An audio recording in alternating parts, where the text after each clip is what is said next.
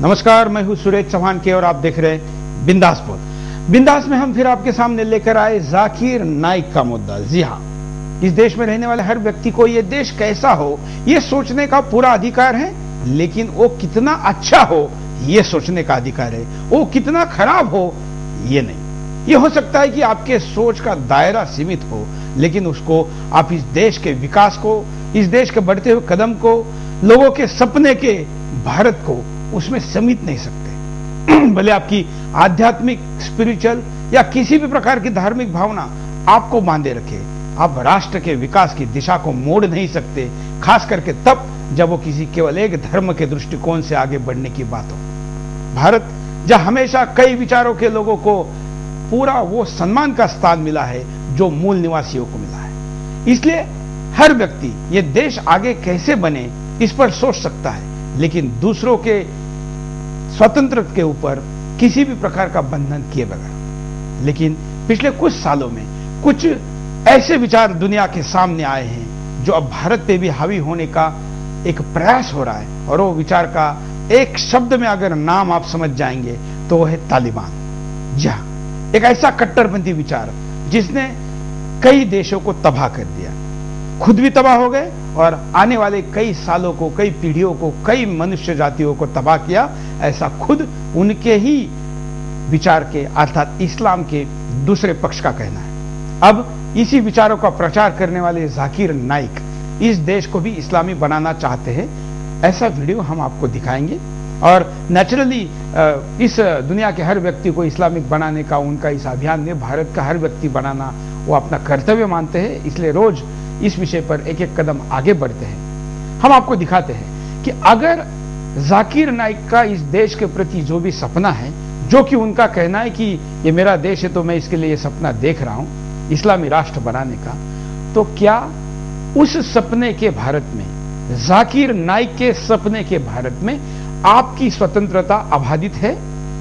आपके सपने भी पूरे हो रहे हैं, या सपने तो छोड़िए आपका वर्तमान भी काटा जा रहा है, और आपकी ये काटछाट करने का अधिकार इस देश के सरकार को भी नहीं है। क्योंकि मैंने कहा कि किसी भी देश का रास्ता कोई भी आगे जरूर लेके जा सकता है, पीछे लेकर जाना या उसको रोकने का अधिकार उस देश के सरकार को भी नहीं होता है। और अगर वो ऐसा करने का प्रयास करती है तो उस देश के राष्ट्रवादी, किसी भी देश के हो, उसे सही सबक सिखाते हैं। और इस देश में होने वाले इस तालिबानीकरण का आज आपको शायद इसका ज्यादा गंभीरता का एहसास ना हो, इसलिए हम आपके सामने दिखाएंगे कि अगर ये भारत तालिबानी राष्ट्र बनता है तो उसमें आप कहां होंगे, आपकी स्थिति क्या होगी, आपके अधिकार होंगे, आपके पहनावे क्या होंगे, आपके सोच को आपको कहां सीमित रखना पड़ेगा, आपके स्वाभिमान को कहां गिरवी रखना पड़ेगा, और आपके गर्दन को भी कितना झुका के, और हमारी माता भगिनियों को, सर को, शरीर को कितना ढक के रखना पड़ेगा। जी हां, ऐसे कई मुद्दे हैं। केवल तालिबान इस शब्द के आधार पर शायद आप न समझे, इसलिए हम एक पूरे घंटे की बहस आपके सामने लेकर आए हैं, और बिंदास बोल में आप कॉल करके अपनी बात को रख सकते हैं। अपनी बात को रखते समय आप शालीनता के व्यवहार का परिचय देंगे, ऐसी मैं अपेक्षा करता हूं। मैं जानता हूं कि जाकिर के वार से, जाकिर के जख्मों से हम निश्चित तौर पर बहुत दुखी हुए हैं, और हमको उसका कड़ा से कड़ा प्रतिकार करने के लिए आतुर हैं, लेकिन फिर भी हम एक शालीनता के साथ अपने मुद्दे को टीवी चैनल पर कहें। हर एक प्रतिक्रिया को देने का एक मैदान होता है, और उस मैदान के खेल के नियम होते हैं, इसलिए टीवी चैनल का नियम यहां पर रखिए। बाकी आप स्वतंत्र है, इस देश का कानून आपको अलाउड करता है, वो करने की चीजें आप कर सकते हैं। आइए, आज का इस कार्यक्रम शुरू करने के पहले हम अपने अतिथियों का परिचय करा दें। हमारे साथ जुड़े हुए हिंदू जन जागृति समिति के रमेश शिंदे जी। रमेश जी, आपका स्वागत है। साथ में विनोद बंसल जी, विश्व हिंदू परिषद। अभी तक विश्व हिंदू परिषद ने कुछ किया तो नहीं है, लेकिन बंसल जी यहाँ बात करने तो आए हैं, देखते हैं वो भी इस पर क्या करेंगे। हम पहले नजर डालते हैं मुद्दे पर। आज भारत जैसे लोकतांत्रिक देश के अंदर हर धर्म और मजहब के लोगों को पूरी आजादी मिली हुई है। भारत एक ऐसा देश है जिसकी सभ्यता और संस्कृति से पूरा विश्व अभिभूत होता रहा है। जो भी इसके रास्ते पर चला उसने अपनी बुलंदियों को हासिल की है, मगर आज इसी देश में एक ऐसे कट्टरपंथी ने उन्माद मचा रखा है जिसका मकसद आज हिंदुस्तान को तालिबानी नीतियों में तब्दील करना है। जी हां, हम बात कर रहे हैं जाकिर नाइक के तालिबानी शैली की। कुरान और हदीस सहित विभिन्न भाषाओं में साहित्य और अपने संबंधित मिशनरी गतिविधियों के चलते मुस्लिम समाज ही नहीं, देश विदेश के नागरिक चिंतित हैं। सबसे शर्म की बात तो यह है, 2010 में इंडियन एक्सप्रेस ने जाकिर नाइक को शक्तिशाली भारतीयों की सूची में 79वां स्थान दिया था, जो हमारे देश के अंदर तालिबानीकरण को बढ़ावा दे रहा है। आज जिस प्रकार से जाकिर देश के अंदर तालिबानी हुकूमत को बढ़ावा दे रहा है, उससे समाज में एक नई बहस छिड़ रही है और तरह तरह के सवाल भी खड़े होने लगे हैं कि क्या जाकिर का ये फरमान और बयान हिंदुस्तान को तालिबानीकरण करना है। मुस्लिम और गैर मुस्लिम हलकों में जाकिर का सामाजिक बहिष्कार करने के लिए लोग अब गोलबंद हो रहे हैं। आज जाकिर व्यापक रूप से वीडियो और डीवीडी के अलावे मीडिया और सोशल नेटवर्किंग वेबसाइट के माध्यम से लोगों के बीच में अफवाहें फैला रहा है।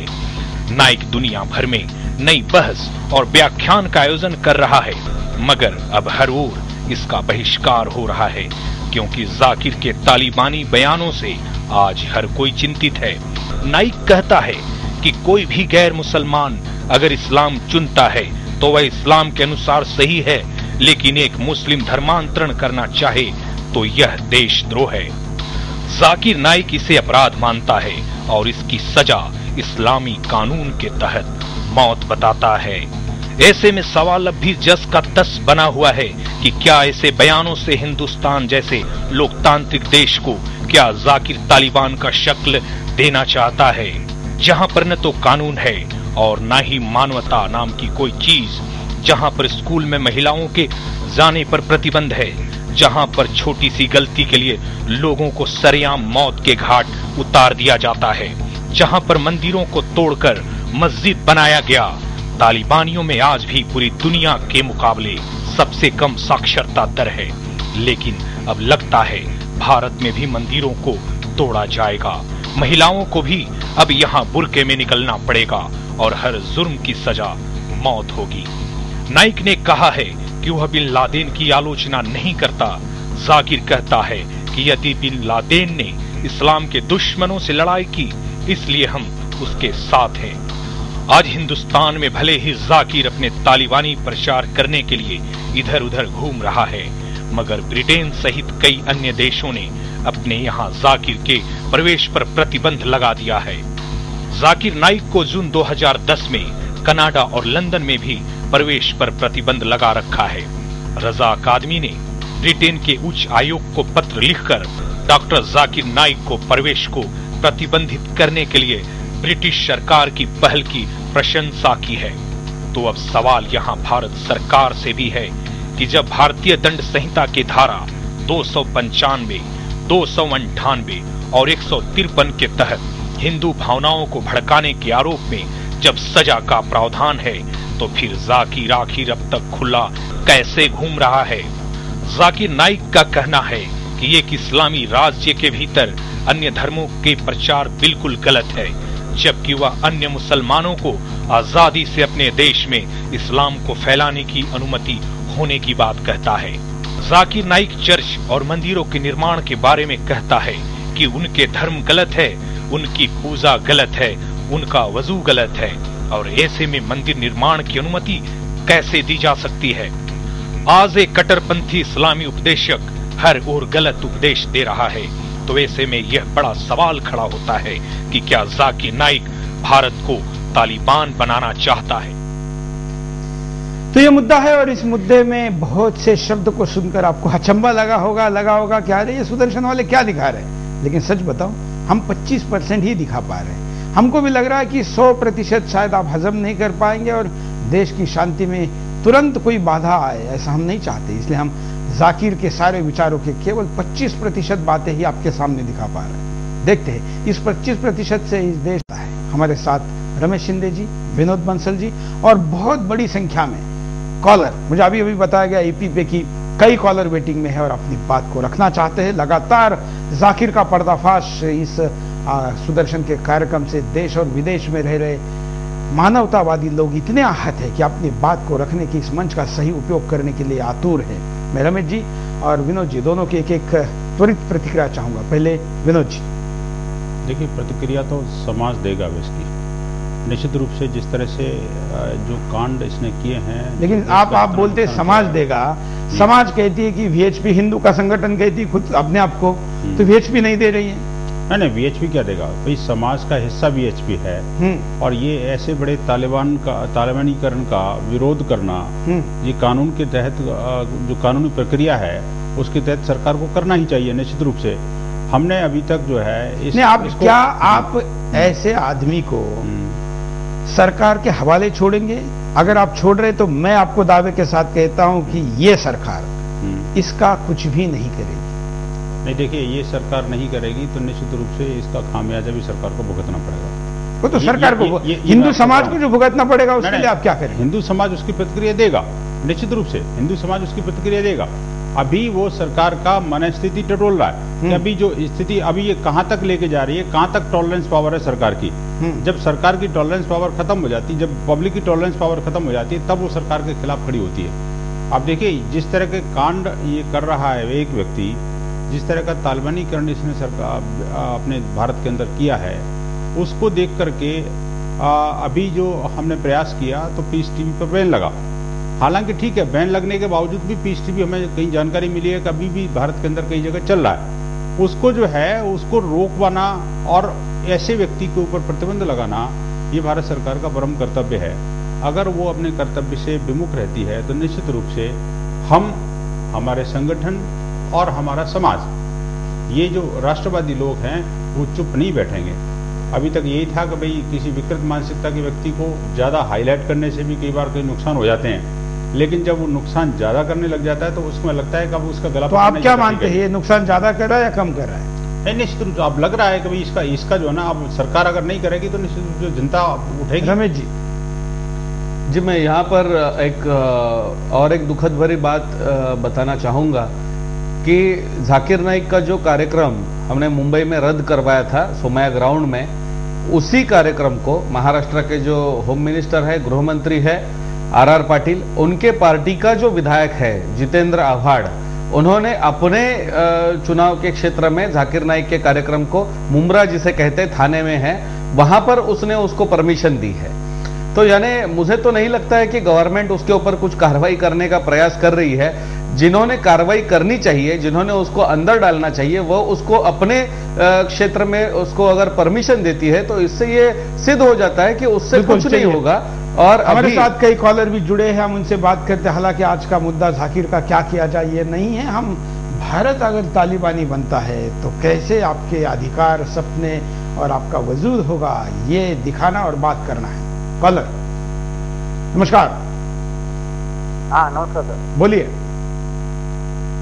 हाँ सर, क्या कहेंगे? मैं पश्चिम बंगाल से दिनेश चौधरी बोल रहा हूँ। हाँ, ये जाकिर साहब जो हैं, हाँ, ये कहाँ से आ गए जो इतने बड़ी इनके पावर हो गया है।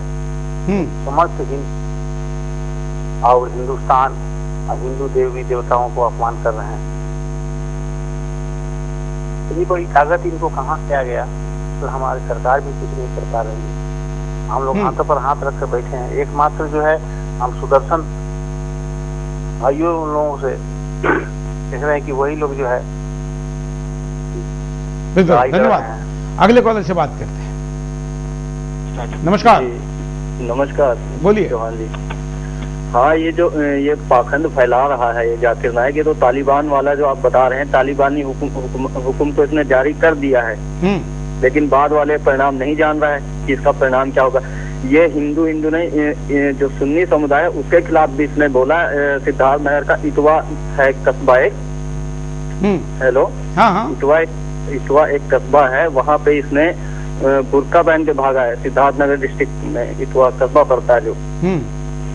और ये कमियां चौहान जी हम ही लोगों की हैं जो ये आज ये बोल रहा है, क्योंकि सरकार से अपेक्षा करते हैं। सरकार भी भ्रष्टाचार के मुद्दे में चारों तरफ से घिरी है, वो भी सोच रही है कि इसको थोड़ा बुना दो जिससे भ्रष्टाचार से बाहर निकल आए।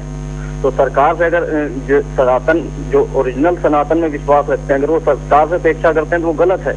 बिल्कुल, इसको तो खुद देना चाहिए जवाब। हम लोगों को हम आपको दिखाते हैं कि जाकिर कैसे कहता है कि मंदिर ना बना देने की जाकिर की थ्योरी, जरा आप सुनिए। सियासत में हमें अपने मजहब की तबलीग की और अपनी इबादतगाहों की तामीर की इजाजत होती है? अगर होती है तो फिर सऊदी अरेबिया में और दूसरे इस्लामी मुल्कों में चर्च बनाने की परमिशन क्यों नहीं मिलती, जबकि आप मुसलमान लंदन और पेरिस में अपनी मस्जिदें बनाते हैं?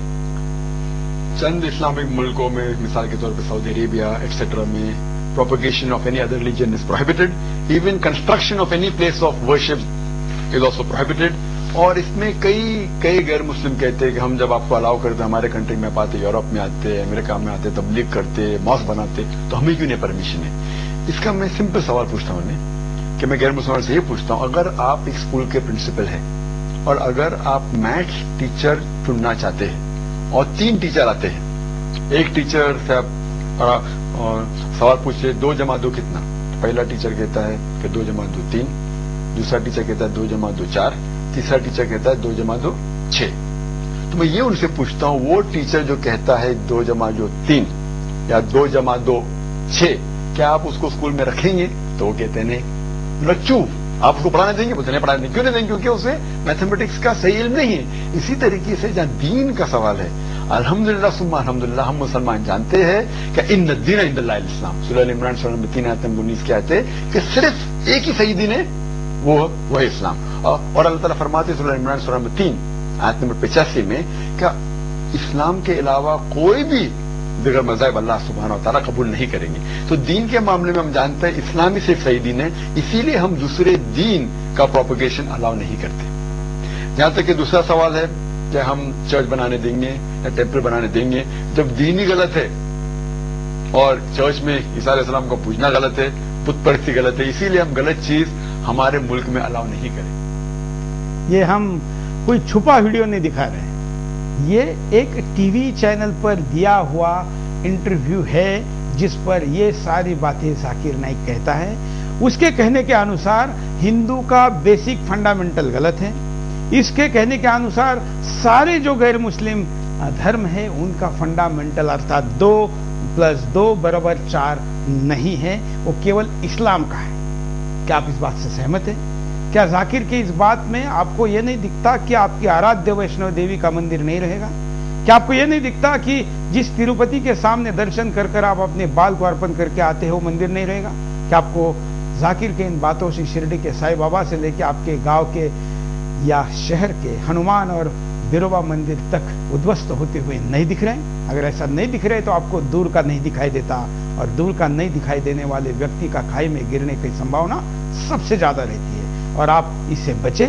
इसलिए हम ये सारे वीडियो आपके सामने लेकर आकर आपको बता रहे हैं कि जाकिर आपको कहां लेके जाना चाहता है, और अगर इस देश का तालिबान होगा तो आपका ये राष्ट्र, आपका ये देश, और देश तो छोड़िए। फिर के बाद आपका एक बार फिर से स्वागत है। आप देख रहे हैं बिंदास बोल, और बिंदास में हम जाकिर को आपके सामने लेकर आए हैं, और मुझे तो लगता है कि कॉल करने वालों से ज्यादा जाकिर बिंदास साबित हो रहा है, क्योंकि उसके तोड़ी का कॉल करके अपनी हिम्मत को क्यों नहीं आप दिखा पा रहे, बड़ी आश्चर्य की बात है। हमारे साथ अब पंडित महेंद्रपाल आर्य जी जुड़े हुए हैं। महेंद्रपाल जी, आपका स्वागत है। आप जानते हैं कि महेंद्रपाल आर्य जी पहले पूर्व में मेरठ के मस्जिद के मौलवी रह चुके हैं, और कुछ साल पूर्व हिंदू धर्म स्वीकार करके आप अब धर्म प्रचार का काम करते हैं, वेदों के ज्ञाता हैं, और साथ साथ में इस्लाम के भी। इसलिए जाकिर के इस तोड़ की सारी बातें हम यहाँ पर महेंद्रपाल जी से करेंगे। महेंद्रपाल जी, अभी आपने वीडियो दिखा और उसमें उसने कहा है कि 2 + 2 = 4 केवल इस्लाम कहता है, बाकी धर्म कोई 3, कोई 6, कोई 5 कुछ और कहता है। इसके जवाब में तो मैं माननीय जाकिर साहब से यही पूछना चाहूँगा कि 2 और 2 आपको ये गिनती मिली कहाँ से? गिनती तो आप जानते ही नहीं है। मैं एक छोटा सा उदाहरण दे रहा हूँ। जब आप कभी कोई पत्र लिखते हैं या कोई कागज़ में कुछ लिखते हैं तो सबसे पहले आप ऊपर में लिखते हैं 786। 786 बिस्मिल्लाहिर्रहमानिर्रहीम का पूर्व वाक्य माना जाता है अबजद कलमा के अनुसार। जो अरबी में 19 लेटर है अलीफ से लेकर या तक, तो उसके नंबर होते हैं। और आपके यहाँ नंबर क्या है, तो मैं अपने चैनल के माध्यम से समग्र दुनिया वालों को यह बताना चाहता हूँ कि देखिए यहाँ पर बिस्मिल्लाहिर्रहमानिर्रहीम जो अबजद कलमा से इन्होंने निकाला है, उसकी गिनती कैसे शुरू की है। कि अबजद हवज हुत्ती कलेमन साफत करस सखा दजदव, ये 28 लेटर है और इनकी गिनती है 1 2 3 4 5 6 7 8 9 10। 10 के बाद समग्र दुनिया के लोग गिनते हैं 11, लेकिन इस्लाम गिनता है 20। तो गिनती आप जानते हैं या वेद से आया है गिनती? इस्लाम तो जानता ही नहीं है गिनती होता क्या है। अच्छा, इसको भी मैं अगर छोड़ता हूं, 20 से लेकर 30 40 50 60 70 80 90 100 के बाद लोग गिनते 101, पर आपको गिनना पड़ता है 200। भैया ये गिनती है या गड़बड़ झाला है? अच्छा, अब जब आप लिखते हैं गिनती को तो दाहिने से लिखते हैं 1 2 3 4 5 6 7 8 9। जब आप 10 लिखेंगे तो आपको बाएं से लिखना पड़ेगा, बाएं से पढ़ना पड़ेगा, वो तो खत्म हो गया आपका 9 तक इस्लाम। तो ये वेद से ही गिनती निकली है और आदि सृष्टि से ही परमपिता परमात्मा ने यह गिनती का ज्ञान वेद के माध्यम से दुनिया वालों को दिया है। मैं तो हैरान हो रहा हूं कि ना मालूम आप इस धरती को अस्थिर करना क्यों चाहते हैं।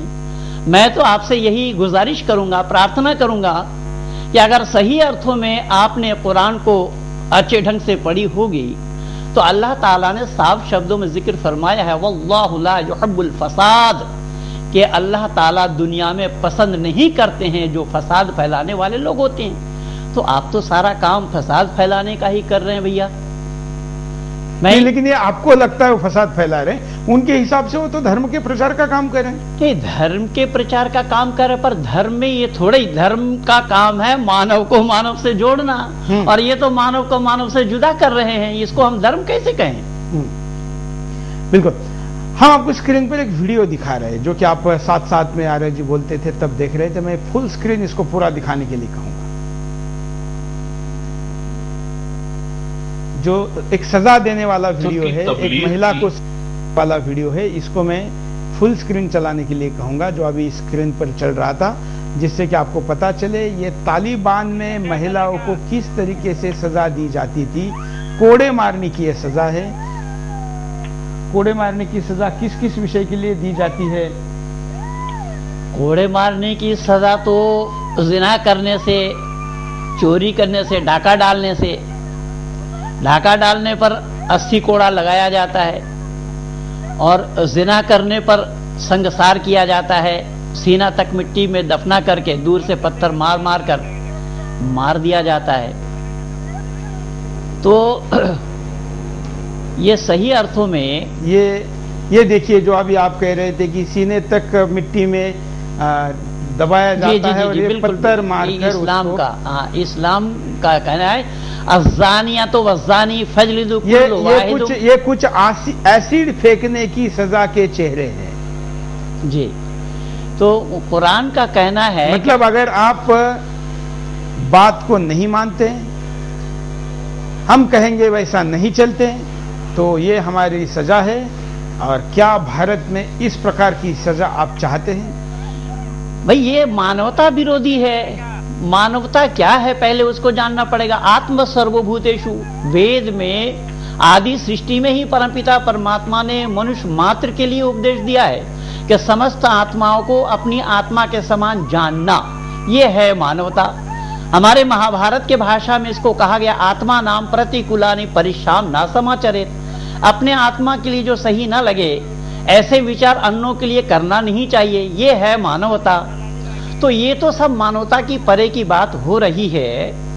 अभी आप लोगों ने 2-4 दिन पहले देखे होंगे तो जो कारगिल वाला जो कांड था उसमें भी कालिया नाम के जो हमारे एक सैनिक थे उनके साथ जो अमानवीय व्यवहार किया गया, उनके पिता सुप्रीम कोर्ट तक भाग रहे हैं। तो ये सारा अमानवीय काम जो है वो इन्हीं कुर्ता ही शिक्षा है इनकी। तो उसी शिक्षा को वो भारत में जो लागू करना चाहते हैं, ये हम भारतवासियों को यानी भारत के बहुसंख्यक वालों को सही अर्थों में इस पर सोचना और चिंतन और विचार करना है।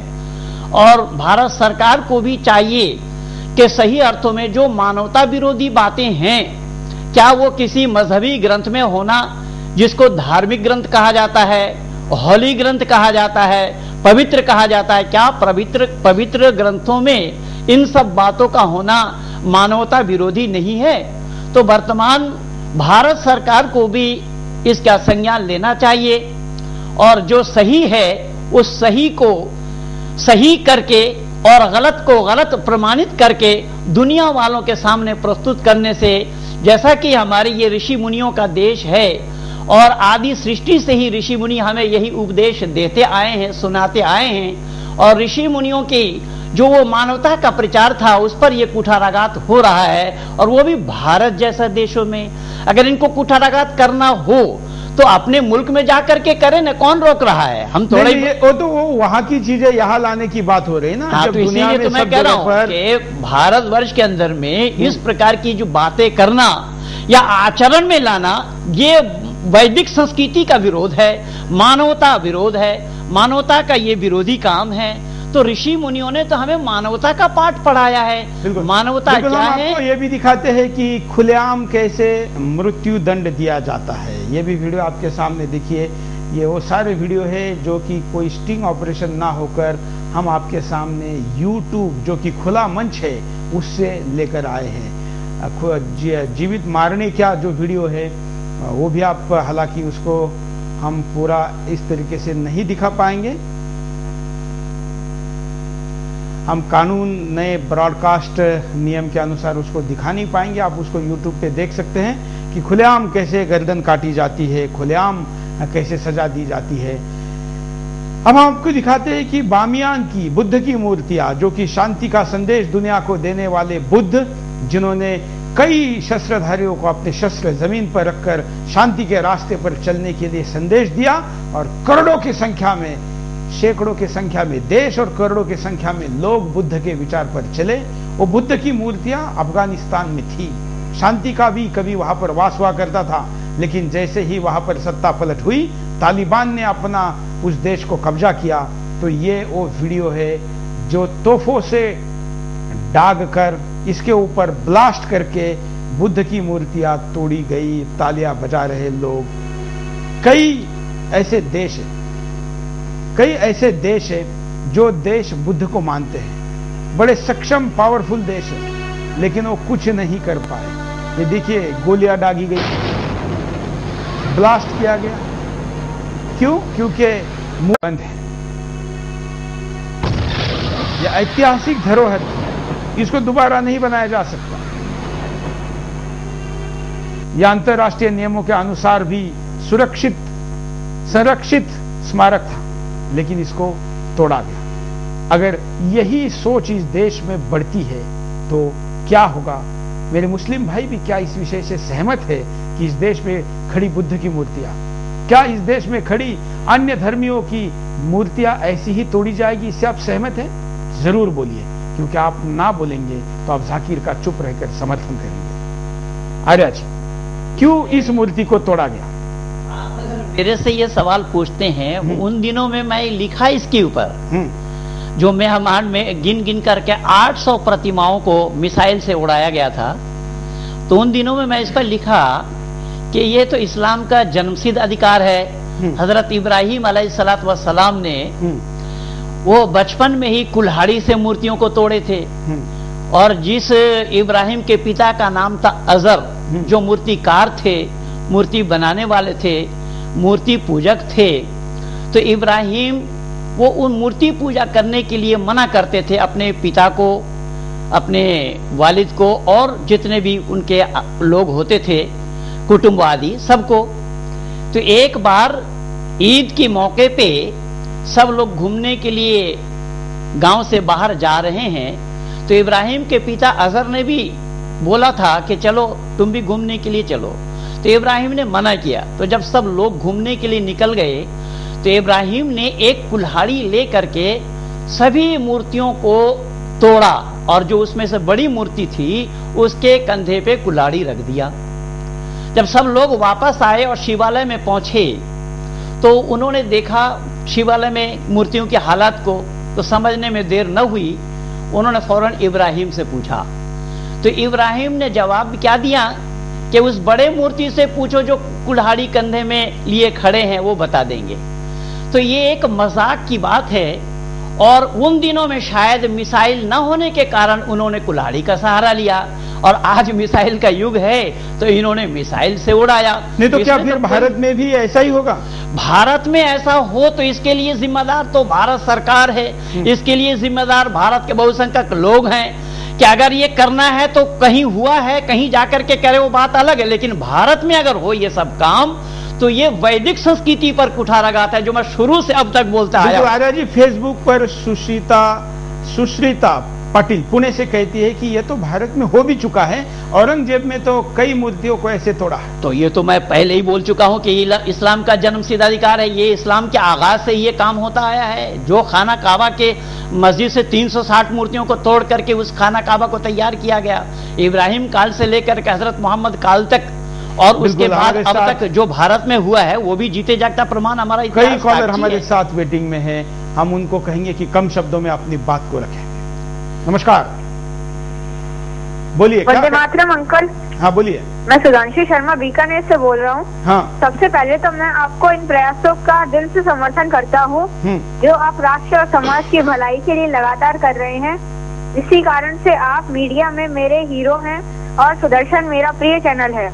आपकी भाषा में व्यक्तित्व की सादगी भी कहीं और देखने को नहीं मिलती।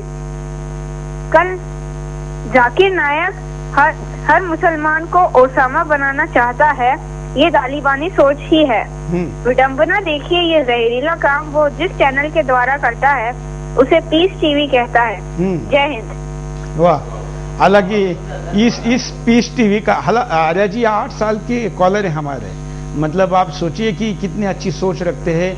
और क्या अगर इस देश का आने वाला युवा ये सोच रखता है तो मुझे इस राष्ट्र की सुरक्षा पर पूरा भरोसा है, लेकिन दुर्भाग्य है कि सारे सोच ऐसी नहीं रख पाते। कई तो प्रौढ़ हो चुके हैं और कई तो मरने की दिशा में हैं और जाकिर नाइक के खतरे से अनजान है। ये इस देश का सबसे बड़ा दुख है। कुछ और कॉलर। नमस्कार। हेलो, नमस्कार। हाँ नमस्कार सर, मैं ये कहना चाहता हूँ कि हमारे बीजेपी और विश्व हिंदू परिषद जैसे संगठन है जो इस चीज के लिए आगे बढ़कर नहीं आ रहे, तो उसके लिए क्या करना चाहिए विश्व हिंदू परिषद को और बीजेपी को आगे बढ़कर इसका? बिल्कुल इसका जवाब विनोद बंसल जी हमारे साथ बैठे हुए, हम कहेंगे विनोद जी इसका जवाब दीजिए। देश आपको पूछ रहा है कहाँ है विश्व हिंदू परिषद? देखिए, विश्व हिंदू परिषद हिंदुओं के साथ है, राष्ट्र के साथ है और समाज के साथ है। निश्चित रूप से ये जो सोच अभी विकसित हो रही है समाज की, यही एक क्रांति का रूप लेगी। इसमें विश्व हिंदू परिषद कहाँ है? जहाँ समाज है वहाँ विश्व हिंदू परिषद है, जब विश्व हिंदू परिषद है वहाँ समाज है। देखिए, संगठन समाज से आगे होना चाहिए, समाज उसके पीछे चलता है। नेता आगे होता है तभी उसके पीछे जाने वाले लोग होते हैं। आप कहेंगे पहले समाज आगे चले, हम पीछे से चलेंगे तो कैसे चले? नहीं, पीछे नहीं, हम पीछे नहीं चल रहे। समाज में जागृति आ रही है और धीरे धीरे करके इसका जो खात्मे की तरफ बढ़ रहा है समाज, ऐसा नहीं है। लेकिन ये है कि देखिए, ये जो इसका जो प्राइमा फेसी जो काम है वो सरकार को करने का है। ऐसे आतंकवाद से निपटने के लिए जहां डींगे भरती है सरकारें, वो डींगे भरने से बाज आए, कम से कम ये एक्सपोज होगा, पब्लिक को जानकारी होगी, निश्चित रूप से क्रांति। देखिए, आप सारे सरकार के सारे कामों के साथ आप सहमत हैं? नहीं, सरकार के सारे कामों के साथ जहां सहमति है वहां पर असहमति व्यक्त करते हैं और करेंगे, निश्चित रूप से इसमें हम असहमति व्यक्त करेंगे। इस जाकिर को 2014 के चुनाव में प्रचारक के रूप में यूज करने की योजना है। बढ़िया है। तो अगर ऐसा है तो आप सरकार से क्या अपेक्षा रखेंगे? देखिए, ऐसा है, अगर उसको प्रचार के रूप में योजना है तो निश्चित रूप से अपने पैरों पर कुल्हाड़ी मारने का काम वो तो अपना मारेंगे, लेकिन आप आपका करते हुए नहीं पूरा कर रहे हैं ना। नहीं, ऐसा नहीं है। देखिए, जो आदमी ऐसा करेगा निश्चित रूप से समाज, देश उस बात को जानता है, देश को बिल्कुल। चलिए, कुछ और कॉलर हमारी बात रखना चाहते हैं, सुनते उनकी बात। नमस्कार जी। नमस्कार, बोलिए। मैं केडी पांडे झांसी से बोल रहा हूँ सर। बोलिए पांडे जी। मैं ये कहना चाहता हूँ कि ये हिंदुस्तान है, सनातन धर्म का देश है। यहाँ ऐसा तो होना बहुत मुश्किल है, तालिबानी सोच तो यहाँ पैदा नहीं हो सकती है। ये शाकाहारी देश है। हाँ, ये शाकाहारी देश है और यहाँ धीरे से ताकत बढ़ती है, लेकिन जो बढ़ती है वो फिर सबको कुचल देती है। सीधी सी है बात। यहाँ सिकंदर भी आया, गजनी भी आया, औरंगजेब भी पैदा हुआ, नादिर शाह भी पैदा हुआ, लेकिन यहाँ की संस्कृति को कोई मिटा नहीं पाया। यहाँ पर समस्या ये है कि वो जमाना और था और आज जमाना और है। आज सारी जिम्मेदारी सरकार की है। समस्या ये है कि बिल्ली के गले में घंटी बांधे तो कौन। कोई सामाजिक संगठन सामने आ करके और जाकिर नाइक के सामने गले में घंटी नहीं बांध सकता है, क्योंकि दंगा हो जाएगा, फसाद हो जाएगा, और यही सरकार भी चाहती है, यही विदेशी आका भी चाहते हैं, जहां से इसको फंडिंग हो रही है। सीधी सी बात। मैं और कुछ बोलूं आगे, मैं ये कह रहा हूं, यहाँ ये सरकार केवल वरुण गांधी को एक बोल देने पर कुछ भी। चलिए, वरुण गांधी का मैं कोई खास समर्थन नहीं करता, क्योंकि एक बार चुनाव में जीतने के लिए एक बार बात करने से कोई किसी का पक्षधर नहीं होता है। उसके बाद उन्होंने किसी प्रकार की कोई बात आगे नहीं की है। हम अगले कॉलर से बात करते हैं। नमस्कार। हेलो, बोलिए। जी, मैं डॉक्टर अनुज शर्मा बोल रहा हूँ दिल्ली से। हाँ, बोलिए। हाँ जी सर, मैं आपका प्रोग्राम पिछले कुछ दिनों से जो आप जाकिर नाइक के ऊपर दिखा रहे हैं, मैं उसको लगातार फॉलो कर रहा हूँ। हाँ। इसके लिए सबसे पहले तो मैं आपको बधाई देना चाहता हूँ कि ये जो काम कोई भी देश की मीडिया या कोई भी मेन स्ट्रीम न्यूज़पेपर जो हम पढ़ते हैं, कोई ऐसा काम नहीं कर पा रहा है जो आप कर रहे हैं। हेलो। हाँ, बोलिए आप। हाँ, तो इसलिए सर मैं आपको कहना चाहता हूँ कि जो आप काम कर रहे हैं, इसके थ्रू मैं देखता हूँ कि बहुत सारे लोगों की चेतना जागृत हो रही है। और मैं अपने कितने दोस्तों को, अपने हॉस्पिटल में आने वाले अपने साथ के डॉक्टर्स को देख रहा हूँ कि धीरे धीरे लोग इस बात को समझ रहे हैं। मैंने पहले भी कई बार पीस टीवी पे देखा है कि कई बार सुना है खुद से कि आदमी किस तरह की बातें करता है, तो लगा कि इसके अगेंस्ट कुछ कहता तो नहीं है। लेकिन अब आपका प्रोग्राम देखने के बाद लगता है कि सच में बहुत बड़ी प्रॉब्लम है, जिस पे लगातार काम किया जा रहा है। और मैं आपको बधाई देता हूँ फिर से, और मैं भी कोशिश करूंगा कि जितने भी लोगों तक ये बात पहुंचा पाऊं जो इस प्रोग्राम को नहीं देख पा रहे हैं, मैं कोशिश अपनी तरफ से पूरी करूंगा। बिल्कुल, धन्यवाद डॉक्टर साहब। आप जैसे क्रियाशील होने की आवश्यकता है। केवल बातों को सुनकर, एक कान से सुनकर दूसरे कान को छोड़ देना कोई पुरुषार्थ नहीं है। अगले कॉलर। नमस्कार जी। नमस्कार जी, बोलिए। मैं इसमें दो बिंदु बोलना चाहता हूँ। हाँ। एक तो बंसल साहब के लिए, हाँ, कि उनका कहना है कि प्रतिक्रिया समाज देगा। हाँ, अगर समाज ने प्रतिक्रिया स्वयं देनी है तो आरएसएस और वीएचपी की जरूरत क्या है। फिर उनका कहना है कि समाज आगे चलेगा, हम पीछे चलेंगे। लेकिन मेरा अनुभव है कि जब भी कभी हिंदू समाज पर मुसीबत आई है तो ये पीछे रहने की वजह से हमेशा खसक जाते हैं। प्रज्ञा देवी के ऊपर मुसीबत आई, ये पीछे से खसक गए। दारा सिंह के ऊपर मुसीबत आई, ये पीछे से खसक गए। तो ऐसे में इनकी जरूरत क्या रह गई। हिंदुओं ने अपना सिरमौर इसी संगठन को बना रखा था। बंसल साहब हमेशा जब भी आते हैं वो दाएं बाएं इधर उधर की सरकार ये करेगी, ये सब। दूसरा, कल आपके पैनल में मुस्लिम सज्जनों ने कुछ ये कहा कि ये जाकिर नायर की कारनामों से मुस्लिम समाज असहमत है और उसके विरुद्ध बात करते हैं। लेकिन अगर ऐसा है तो आज तक उन्हें इस्लाम से बेदखल क्यों नहीं किया गया। बिल्कुल, हम वो तो उसका जवाब उनसे पूछेंगे, लेकिन विनोद बंसल जी को जो आपने पूछा है इसका जवाब विनोद जी देंगे। देखिए, निश्चित रूप से समाज और संगठन एक ही सिक्के के दो पहलू हैं। इसमें यह कहना कि समाज आगे रहेगा या संगठन आगे रहेगा, ऐसा कुछ नहीं है। समाज के साथ संगठन, संगठन के बिना समाज का कोई मतलब बिना समाज के संगठन का और संगठन के बिना समाज का कोई महत्व नहीं है। बात यह है कि किस विषय को कब लेना चाहिए और किस ढंग से लेना चाहिए और किसकी बारी पहले आएगी, वो एक डिसाइड करने वाला फैक्टर होता है। जहां तक जाकिर नाइक वाली बात है, जाकिर नाइक ने जो देश का नुकसान किया है वो अभी जो है जिस कैटेगरी का वो आतंकवादी और बड़ा नुकसान होगा तब आप कुछ करेंगे। नहीं, तो बात ये नहीं बड़ा नुकसान होगा, बात ये नहीं है। बात ये है कि किसके द्वारा ये किया जाएगा। देखिए, जो अब आतंकवाद से लोहा लेना इसका विरोध तो समाज, संगठन और समाज कर सकता है। लेकिन आप ये कहो कि हथियार लेकर खड़े हो जाओ, ऐसा संभव नहीं है। विरोध किया है हमने, पीस टीवी को बैन करने के लिए प्रयास किया है। अब इसके बाद ये काम हम तो नहीं कर सकते, करेगा तो सरकार ही ना जी, करेगी सरकार। और समाज को जागृत करने का जो काम है वो मीडिया के माध्यम से, संगठन के माध्यम से जो मुझे लगता है कि विनोद जी आप प्रवक्ता है वीएचपी के, आप लोगों को बातों से नहीं अपने काम से ही समाधानी कर सकते हैं। हम यहाँ पर रुकते एक छोटे से ब्रेक के लिए, ब्रेक के बाद दोबारा आएंगे। बिंदास बोल चाहे आपका एक बार फिर से स्वागत है। आप देख रहे हैं बिंदास बोल, और बिंदास में हम आपके सामने दिखा रहे हैं कि जाकिर नाइक क्या क्या कहता है और उसके सपने का भारत अगर बनता है तो उसमें आपका स्थान कहाँ है। कई कॉलर हमारे साथ मीटिंग में, हम उनकी माफी मांगते हैं कि हम आपके बात को ज्यादा समय नहीं दे पा रहे, लेकिन विषय का पूरा न्याय देने के लिए हमको जाकिर नाइक की वीडियो ज्यादा से ज्यादा दिखाना जरूरी है। जल्दी से कुछ कॉलर से बात करते हैं और फिर हम आपको दिखाते हैं कि जाकिर नाइक मदर तेरेसा को स्वर्ग का टिकट देने से मना करता है कैसे। पहले कुछ कॉलर। नमस्कार। हेलो। हेलो। हाँ बोलिए। जी आवाज सुन पा रहे हैं आप मेरी? आप लाइव में जुड़ चुके हैं, क्या कहना है आपको?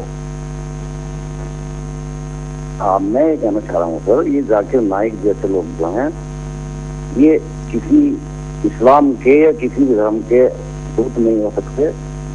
इन लोगों का काम है सिर्फ और सिर्फ देश को बर्बाद करना, और फिर बर्बाद करने की सजा देंगे कि नहीं देंगे? ये सजा मिलनी चाहिए। मैं ये चाहता हूँ जैसे आप स्क्रीन पे दिखा रहे हैं तो इस तरह की सजा मैं चाहता हूँ कि जाकिर नाइक को दी जाए। ये इस्लाम को बदनाम कर रहे हैं और ये। धन्यवाद। हम अब आपको एक, हाँ रमेश जी शायद कुछ कहना चाहते हैं। मैं यहाँ पर एक बात ये रखना चाहता हूँ कि हम महाराष्ट्र में रहते हैं, मुंबई में रहते हैं, वहां पर तो हमें ये अड़चन आ रही है कि आज जो हम प्रोटेस्ट के लिए कल शाम से आज सुबह 8 बजे तक हम करीब करीब 5 पुलिस थानों में गए। वहां पर पूछा तो हर जगह पर पुलिस कह रहे हैं कि आप यहां पर आंदोलन नहीं कर सकते, हम आपको नोटिस देंगे।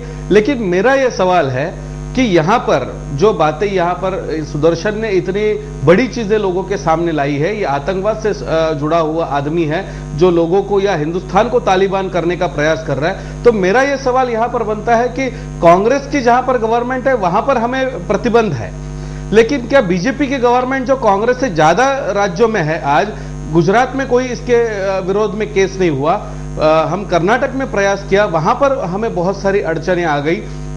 तो ये जहां पर इनकी गवर्नमेंट है, क्या कम से कम वहां पर इसका कॉग्निजेंस लेकर के ये इसको अंदर नहीं डाल सकते या उसका विरोध नहीं कर सकते? तो वहां की सरकारें चुप क्यों है, ये मेरे लिए बहुत बड़ा प्रश्न बना है। बिल्कुल, बीमारी जब तक बड़ी नहीं होती तब तक उसका उपचार करने का क्रेडिट भी बड़ा नहीं मिलता। यही उपचार वाला अगर सोचेगा तो फिर बीमारी बढ़ेगी तभी कुछ होगा, और शायद बहुत बार बीमारी ठीक होने के बजाय निगल जाएगी। यही अब तक होता है और नुकसान हम झेलते हैं। थोड़ी देर पहले किसी कॉलर ने कहा था कि इस देश की संस्कृति को कोई नुकसान नहीं पहुंचा पाया, सिकंदर से लेकर कई लोग आए। मैं कहता हूं कि नुकसान तो पहुंचा गए, कुछ नुकसान के बाद भी हम जीवित है ये बात और है, लेकिन हमारी इतनी बड़ी बड़ी लाइब्रेरी जला दी गई। हमारे कितने प्रकार के विचारों को इस दुनिया के शांति के लिए हमारे ऋषि मुनियों ने कितना तप करके सोच करके बनाया था, वो आज हमको कथाओं में, लोक कथाओं में जीवित रखने पड़े, और उसके ऊपर दूसरे लोग वितर्कों के आधार पर, कुतर्कों के आधार पर सवालिया निशान उठाते हैं, और इसी देश के मीडिया और तथाकथित बुद्धिवादी उस कुतर्क का समर्थन करके उस इतने बड़े विचार को भूल जाने के लिए कह देते हैं या उसको बैकवर्ड कहते हैं। हम आपको मदर तेरेसा का ये वीडियो दिखाते हैं कि जाकिर नाइक मदर तेरेसा को स्वर्ग का टिकट ना देने का कैसे बात पड़ता है। देखिए।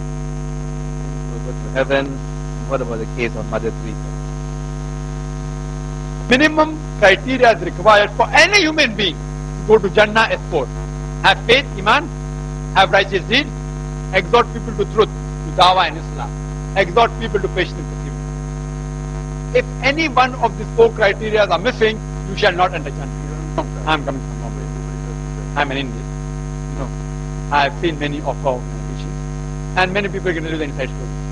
There was a person, I think of European, from UK.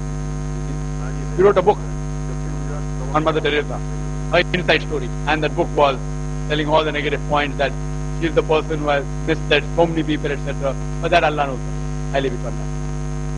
But they are mainly missionary activities. They do missionary activity, and how do they help the poor? And the ultimate goal is to convert them to Christianity. I can say because I know I'm living in Bombay, and many of our centers are in Bombay. But regarding whether she'll go to heaven or not, see, suppose if you want to pass a school. If you want to pass standard 10, suppose there are 6 subjects: maths, geography, English, history, science, and whatever it is, 6 subjects. And you may score 99 out of 105. But if you fail in one, will you pass standard 10? Will you? Yes or no? Yes or no? You will fail. You have to pass in all the 6 subjects. Similarly, go to Jannah, you should pass in all. If anyone is missing, you may get 100 marks in any one particular aspect. I'm not saying that Mother Teresa got 100 marks in righteousness. Mahendra Pal ji, के जवाब अगर आप मेरे से पूछना चाहेंगे तो मैं तो केवल 2 टुक में यही कहना चाहूंगा कि हमारे भाई डॉक्टर जाकिर साहब ने कुरान को सही ढंग से पढ़ा नहीं, और ये कुरान के विद्वान नहीं है, मैं पहले से ही बता चुका हूं। तो जब कुरान में अल्लाह ने जिक्र फरमाया है कि जन्नत में जाएंगे कौन, उनके लिए क्या क्या बशरत है, तो वहां पर शब्द आया है वबश्शिरिल्लज़ीना आमनू वआमिलुस्सालिहाति अन्ना लहुम जन्नातिन तजरी मिन तहतिहल अनहार कुल्लमा रुज़िक़ू मिनहा मिन समरतिर रिज़क़न क़ालू हाज़ल्लज़ी रुज़िक़ना मिन क़ब्ल व ऊतू बिही मुतशाबिहा व लहुम फ़ीहा अज़वाजुम मुतहहरतुम व हुम फ़ीहा ख़ालिदून। सूरह बकर रुकू नंबर 2 में अल्लाह ने जिक्र फरमाया कि जन्नत में जाएंगे कौन। वहां पर शब्द है वबश्शिरिल्लज़ीना आमनू वआमिलुस्सालिहात, कि जिन्होंने नेक अमल किया, तो नेक अमल करने वालों को जन्नत में दाखिल कराया जाएगा। तो फिर उस जन्नत में क्या क्या है वो, लेकिन यहां शब्द आया है कि वबश्शिरिल्लज़ीना आमन, नेक अमल करने वाले, अमलन सालिहा। तो नेक अमल क्या, मदर टेरेसा ने भले ही वो हिंदुओं को ईसाई बनाई होगी, लेकिन दवा के नाम से, सेवा के नाम से, आदि आदि, मैं तो मदर कहता नहीं, ये तो हमारे भारत के लोग ही मदर कहते हैं, वो किसी को जनी नहीं तो मदर कहने का सवाल ही नहीं है। लेकिन यहां पर मैं जाकिर साहब से पूछना चाहता हूं कि दवा के नाम से जो सेवा उन्होंने किया है, क्या वो खिदमत खल्क नहीं है? क्या वो मानव सेवा नहीं है? अगर मानव सेवा करने वालों को अल्लाह जन्नत में दाखिल करा रहे हैं, वो मैं नहीं कह रहा हूं, कुरान कह रहा है, तो फिर आप जन्नत में दाखिल नहीं हो सकते हैं, तो लिहाजा आप कुरान के ही खिलाफ बोल रहे हैं। बिल्कुल। और मैं आपको बड़ी एक विशेष बात बताना चाहूंगा कि जिस मिशनरी अर्थात क्रिश्चियनिटी के लिए काम किया मदर टेरेसा ने जीवन भर, उस मदर टेरेसा को संत का दर्जा, ईश्वर स्वर्ग तो छोड़ दीजिए, मुझे पता नहीं उसमें क्रिश्चियनिटी क्या सोचती है, संत का दर्जा देने के लिए भी उनके सुप्रीम अथॉरिटी ने मना कर दिया था। तो इसमें सही पूछिए तो जन्नत का परिभाषा ना तो कुरान वालों को मालूम और ना बाइबल वालों को मालूम, लेकिन दोनों कहते हैं कि केवल हमारे रास्ते से जाएंगे तो ही मिलेगी। और नरक का जो परिभाषा हमें लोगों ने दिया है वो ये है, स्वर्ग के माने सुख विशेष, जहां पर सुख ही सुख है उसको स्वर्ग कहा गया है। अगर आप कहें तो अनुमति दे तो मैं एक बंगला भाषा के एक अच्छे कवि हुए हैं, शेख फजलुल करीम नाम था जिनका, जो बंगाल में बंगला भाषा में उन्होंने इसी के ऊपर एक कविता लिखी है, और वो लिखते हैं कोथाय स्वर्ग कोथाय नरक के बोले ता बहुदूर मानुषेर माझेई स्वर्ग नरक मानुष्य तो सुरासुर, कि कौन कहता स्वर्ग दूर में है, कौन कहता नरक दूर में है। इस मानव समाज में जहां सुख है वहीं पर ही स्वर्ग है। और आखिरी पंक्ति में तो कभी यहां तक लिखते हैं कि स्वर्ग ऐसे दाड़ाए तखन आमादेरी कूड़े घरे, स्वर्ग उस समय उपस्थित हो जाता है हमारे झुग्गी और झोपड़ी में, जिस झुग्गी और झोपड़ी के अंदर में सुख शांति चैन और अमन है, यानी जितने मेंबर होते हैं एक दूसरे के साथ प्रेम का बर्ताव बरते, वो घर स्वर्ग है। तो हमारे यहाँ पर मौत की बाद वाली जिंदगी में स्वर्ग नहीं है। अगर कोई स्वर्ग चाहते हैं, स्वर्ग में जाना, तो हमारे पास आ जाएं, इसी जीते जी मैं दुनिया में ही स्वर्ग बताने का प्रयास करूंगा। अरे मरने के बाद किसने देखा है, चाहे वो जाकिर नाइक बोले या टेरेसा बोले, यानी मरने के बाद स्वर्ग नरक नहीं है, स्वर्ग और नरक इसी दुनिया में है। अगर नगर सौदा किसी को चाहिए तो इस सुदर्शन चैनल के माध्यम से मैं आह्वान करता हूं स्वर्ग जाने वाले लोगों को। हालांकि मैं स्वर्ग की परिभाषा को यहाँ खारिज नहीं करूंगा, क्योंकि वो मेरा अधिकार नहीं है मान्यता को इस तरीके से रद्द करना। किसी मान्यता से लोगों के जीवन में कितना सुख कितना दुख आता है, इसी एक मोटे मोटे विषय पर मैं बात करता हूं, क्योंकि धर्म की सही व्याख्या करने की जाकिर नाइक ने जो गलती की है वो मैं नहीं करूंगा। हमारे साथ यहाँ पर कारण परिणाम उपाय भी बचे हैं, क्योंकि बिंदास में हम स्थिति कारण परिणाम पर जाते, स्थिति ही इतनी खतरनाक है कि कारण और परिणाम और उपाय तक बात करने का समय नहीं मिला। हम जल्दी से नजर डालते हैं कारणों पे कि हम आपको क्यों पूछ रहे हैं कि क्या जाकिर नाइक भारत का तालिबान बनाना चाहता है। जाकिर का इस्लाम के नाम पर दूसरे धार्मिक स्थलों को तोड़ने की बात कहना। जाकिर नाइक कहता है कि सऊदी अरब इस्लामिक राष्ट्र है, वहां दूसरे धार्मिक स्थलों को नहीं बनाया जा सकता, लेकिन अगर भारत जैसे सभी देशों को मानने वाले देश में कोई इस तरह के इस्लामीकरण की बात करे तो क्या होगा भारत जैसे अमन शांति वाले देश का। ओसामा जैसे क्रूर आतंकवादी का समर्थन करता है जाकिर नाइक। जाकिर नाइक कहता है कि ओसामा बिन लादेन भी जिहादी है, जिहाद के लिए ही ओसामा आतंकी हमले करता रहा। अगर उसामा जिहाद के लिए ऐसा करता है तो मैं उसामा बिन लादेन का समर्थक हूँ। अब आप खुद ही अंदाजा लगा सकते हैं कि जिहाद के नाम पर कैसे जाकिर नाइक आतंकवाद को बढ़ावा दे रहा है। इस्लाम की भी कुछ मान्यताओं को नकारता है जाकिर नाइक। जिस देश में हर पंथ और हर समुदाय के लोग शांति से रहते हों, अगर वहाँ कोई व्यक्ति सभी धर्मों का मजाक उड़ाता है, इस्लाम को मानने वाला खुद ही इस्लामिक आस्थाओं को नकारता है, मजारों को तोड़ने की बात करता है, अल्लाह ताला से मन्नत मांगने वाले को गलत बताता है, वो आखिर ये व्यक्ति कौन से इस्लाम की बात करता है? क्या आज जो इस्लाम उसामा मानता है वही इस्लाम उसका इस्लाम है? औरंगजेब के कदमों पर चलता है जाकिर नाइक।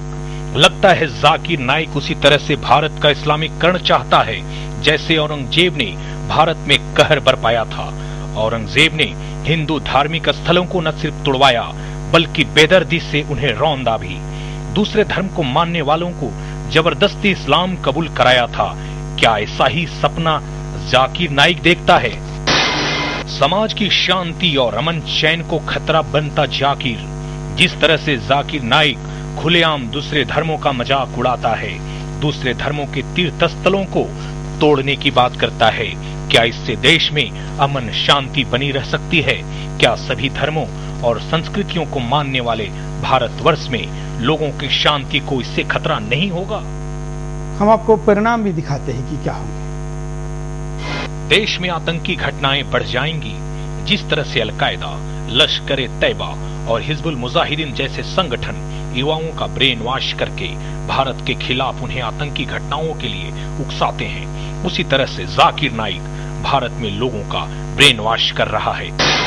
देश का अमन चैन गायब हो जाएगा। हमारे देश में हर धर्म और संस्कृति के लोग एक साथ रहते हैं, सभी एक दूसरे का समर्थन करते हैं, एक दूसरे के सुख दुख में शामिल होते हैं। लेकिन जाकिर नाइक जैसे लोग देश में धर्म के नाम पर लोगों को बांट रहे हैं। क्या इससे देश में सुख और शांति बनी रहेगी? दूसरे धर्मों पर जाकिर ऐसे ही हमला करता रहेगा जिस तरह से जाकिर आज खुलेआम दूसरे धर्मों का मजाक उड़ाता है, दूसरे धर्मों के धार्मिक स्थलों को सरेआम तोड़ने की बात कहता है, मगर ना तो सरकार और ना ही दूसरे धार्मिक संगठन इसका विरोध करते हैं। अगर ऐसा ही होता रहा तो जाकिर जैसे तत्व इस देश में अपने मकसद में कामयाब हो जाएंगे। भारत का भी तालिबानीकरण हो जाएगा। जैसे अलकायदा आदि दूसरे आतंकी संगठनों ने अफगानिस्तान और इराक में जीना और रहना मुहाल कर दिया, वैसे ही भारत में भी तालिबान ऐसा ही वातावरण बना देंगे जहां न तो लड़कियों की शिक्षा की कोई जरूरत होगी और न ही दूसरे धर्म के लोग यहां रह सकेंगे। देश का तालिबानीकरण हो जाएगा। भारतीय सनातन संस्कृति खत्म हो जाएगी। जिस भारतीय सनातन संस्कृति ने दुनिया को अमन और चैन, शांति से रहना सिखाया, जिसने भारतीय आदर्शों से लोगों के जीवन को सुखमय बनाया, अगर जाकिर जैसे लोग अपने मकसद में कामयाब हो गए तो देश की सनातन संस्कृति को काफी नुकसान होगा। लाखों साल की भारतीय परंपरा खत्म हो जाएगी। जिस तरह हम भारत में खुलेआम घूमते हैं, हर तरह का पहनावा पहनते हैं, वह इस तालिबानीकरण से खत्म हो जाएगा। पूरी दुनिया में सिरमौर बना भारत पद्दलित हो जाएगा। इस्लाम का भारतीय स्वरूप बदलकर अफगानिस्तान और पाकिस्तान जैसा हो जाएगा। जिस तरह से तालिबान पाकिस्तान और अफगानिस्तान में न तो लोगों को खुलेआम घूमने दिया और न ही लड़कियों को शिक्षित होने दिया, ऐसा इस्लाम का तालिबानीकरण भारत में भी हो जाएगा। इस्लाम में आधुनिकीकरण की लहर रुक जाएगी। जिस तरह से भारत में इस्लाम में भी आधुनिकीकरण बढ़ रहा है, इससे तो लोग खुशहाल हो रहे हैं, लोग पढ़ लिख कर आगे बढ़ रहे हैं। लेकिन अगर भारत में भी तालिबानीकरण हो गया, हमारी कई मुस्लिम भगिनियों को हम जब देखते हैं कि वो आधुनिकीकरण की लहर के साथ अपने जीवन को खुशहाल बना रही है और अपने परिवार को भी खुशहाल रख रही है, तो लगता है कि दिन अच्छे आने वाले हैं। लेकिन अगर यही हालात बदलेंगे, उल्टे होंगे, तो क्या आप उसके लिए तैयार हैं? मैं नहीं चाहता कि हम कुछ ऐसी बातें करें जिसके आधार पर कि आपके मन में भय तय हो, लेकिन आपके मन में डर बैठने के बजाय आपके मन में वो संभावित चित्र अगर निर्माण हो जो जाकिर वास्तव में निर्माण करना चाहता है। तो शायद आप जाकिर को भी अच्छी तरीके से समझेंगे और उसके सपनों के भारत में अपने स्थान को भी निश्चित करेंगे। उपाय का पैकेज दिखाने के बजाय मैं तीनों अतिथियों को कहूंगा कि एक एक प्रमुख उपाय आपकी तरफ से क्या है। रमेश जी, मैं यहाँ पर जो इतने दिनों से जाकिर नाइक का सब कुछ चल रहा है उससे मैं ये कहना चाहूंगा कि जाकिर नाइक यानी ओसामा बिन लादेन का दिमाग और अमेरिका का जो उसने कपड़ा पहना है, तो ओसामा बिन लादेन ही अलग कपड़ों में यहां पर मुझे दिखाई देता है, अन्य कोई बात इसमें नहीं है। लेकिन इनको जैसे आज लंदन में उसको रोका गया है, जैसे आज उसको कनाडा ने रोका गया है, जैसे मलेशिया ने उसके ऊपर पाबंदी लगाई है, वैसे इन विचारों को अगर रोकना है तो मुझे ऐसे लगता है कि अमेरिका ने जैसे अफगानिस्तान पर तालिबान को रोकने के लिए लड़ाई लड़ी और जंग लड़के ही वहां का तालिबानीकरण उन्होंने रोक दिया, वैसे ही अगर हिंदुस्तान का तालिबानीकरण रोकना है तो एक तो गवर्नमेंट ने आगे आना चाहिए, लोगों ने उनका साथ देना चाहिए और जो हिंदुवादी संगठन है उनको सबको इकट्ठा आकर के जाकिर नाइक के विरोध में मुहिम छेड़नी चाहिए। अन्यथा हमारा भी वो हाल होगा जो अमेरिका ने पाकिस्तान का किया है। विनोद जी, प्रतिबंध और देश निकाला बहुत आवश्यक है। ये दोनों सरकार के काम है। ऐसे व्यक्ति निश्चित रूप से काम तो सरकार के ही है, निश्चित रूप से ये काम सरकार का ही है। कोई जनता उठा करके किसी आदमी को बाहर नहीं फेंक सकती, लेकिन हाँ, जन आंदोलन जब खड़े हो जाते हैं तो सरकार के ऊपर दबाव पड़ता है। ये जो स्थितियां बन रही हैं और जो सरकार बनाना चाह रही है वो यही चाह रही है शायद कि भाई हम तो कुछ नहीं करेंगे, आपने कुछ करना है तो करके दिखा दो। लेकिन अब समय आ गया है जन जागरण का, और इसमें जो है इसको जब तक प्रतिबंधित नहीं करेंगे, इंडियन मुजाहिदीन से इसको पैक्ट है, इसको उसी तरह से जैसे इंडियन मुजाहिदीन पर प्रतिबंध है, इस पर प्रतिबंध लगा करके पीस टीवी को पूरी तरह से प्रतिबंधित करके और भारत सरकार को इसका मुंहतोड़ जवाब देना ही पड़ेगा, नहीं तो इसके। महेंद्र पाल आर्य जी, मैं तो आपका शुक्रिया अदा करते हुए ये कहना चाहूँगा कि भारतवर्ष के जितने भी इस्लामिक विद्वान हैं उन विद्वानों से मेरी गुजारिश है कि जाकिर नाइक तो सरासर कुरान का भी उल्लंघन कर रहा है। एक आयत मैं यहाँ उद्धृत करना चाहूँगा कि अल्लाह ने जिक्र फरमाया है कि वल जारिल कुर्बा वल जारिल जुनूब व स्वाहिबी बिल जंबी वब्नि सबील, यानी अल्लाह ने पड़ोसी को 3 भागों में 3 हिस्सों में बांटा है।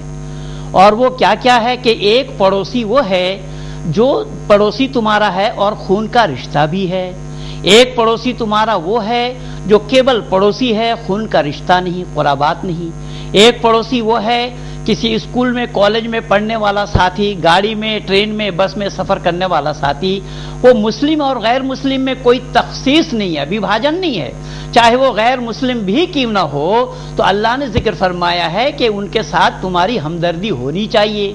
तो ये जो इस्लाम पर कुठाराघात कर रहे हैं मिस्टर जाकिर नाइक साहब, इस्लाम जगत के विद्वानों को चाहिए कि आप सब मिल करके उसके इस इस्लाम विरोधी गतिविधि को रोकें, वरना वाकई में हमारे विद्वान जन जो ये कह रहे हैं भारत में शायद एक भयावह स्थिति पैदा करने के कगार में वो लगे हुए हैं। अगर उनको नहीं रोका जाएगा तो ये मुनि ऋषियों का देश, जहां से ज्ञान का उत्पन्न हुआ, मनुष्य की उत्पत्ति हुई, ऐसे देश में जो शांति वाला देश है, शांति प्रधान देश है, इल्म प्रधान देश है, जिन्होंने दुनिया को शिक्षा बांटी है, ऐसे देश में अगर इस तरीके का अराजकता पैदा हो जाए तो हम लोगों को मुंह छुपाने के लिए भी, भारतवासी कहने के लिए भी कहीं पर जगह मिलना मुश्किल है। बिल्कुल, और अगर मुंह छुपाने से बचना है तो कुछ करना होगा। सरकार करे, आप करे, वो करे, हम करे, अपने आप से शुरू करें। और कम से कम आप अपने